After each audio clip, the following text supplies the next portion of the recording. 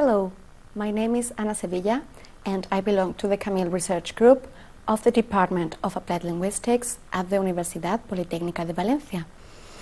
This presentation is going to show you how to write a story. It will also provide you with a model answer as well as some useful tips. In your English classes, as well as in official B2 level examinations, such as the first certificate in English, you might be asked to write a story. You can imagine that you are going to write this story for a magazine, for a short story competition, etc. This information might be provided in the instructions of an exercise. You might be provided with a topic, or you might be given freedom to choose a topic. For example, something you like or something you know a lot about.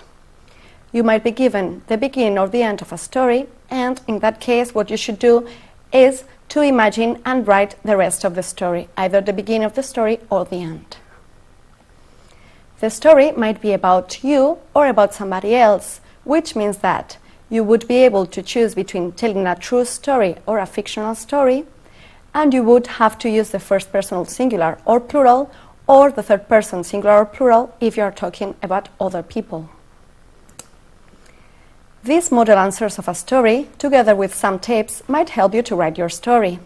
Listen and read carefully as you listen, and try to think of more examples as you go. Use interesting vocabulary like tossed or swung in a story about tennis. Don't write about a topic if you don't know some specific vocabulary about that topic. For example, in a story about tennis, you should use words such as racket, serve, ace, etc. Let's listen to the first example. I wanted to do my best. I didn't want to lose. Now finally it was time to play. I took the ball out of my pocket, tossed it into the air, swung my racket back and served the first of 6 aces. Very good. You should use phrases to show when things happened in your story. For example, almost 8 months before, by the beginning of August. Don't make mistakes with narrative tenses. If you're talking about the present, stick to the present. If you're talking about the past, don't mix the past and present and future unless you have a reason to do that. Here's another example. Almost 8 months before my dreams had come true, when I had been chosen for the team. By the beginning of August, we had played against all the other tennis clubs in our region, except the top club from the capital. If we beat them, we would be the champions. Good. It is also advisable to try to create some suspense, as in the example.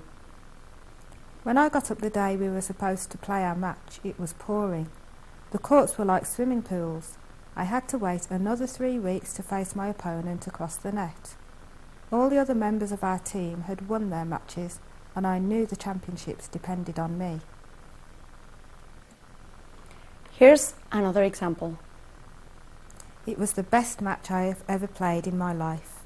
My forehands were powerful and my backhands were accurate. At last it was match point. My serve whistled past my opponent and the championship was ours. Notice how the suspense is being created in this example. Here there are some useful phrases and expressions that you can see in the following examples. This is example 1. I was eating and Jane was sunbathing when we first saw the shark. Number 2. I was just about to open the door when I heard a shout from the kitchen. Number 3.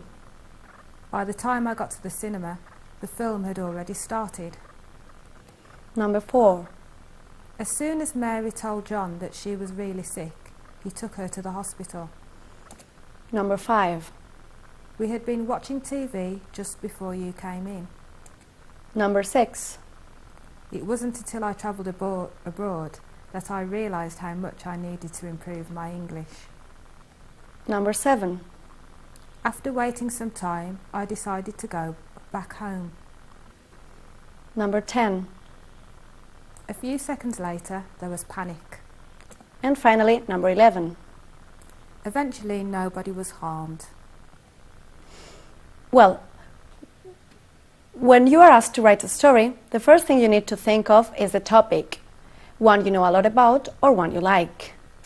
As we said before, you should bear in mind the person. Whether you are talking about yourself, in that case you should use the first person singular, about yourself together with other people, in that case it should be the first person plural, and if you're talking about other people, you should use the third person, either singular or plural. Try to use interesting vocabulary. Write about a topic that you know some specific vocabulary about. Use time phrases and expressions. Also, use the appropriate tense. Try to create some suspense. And don't forget to take a look at the useful phrases and expressions section at this presentation in order to learn how to use some of these expressions. Thank you very much for your attention.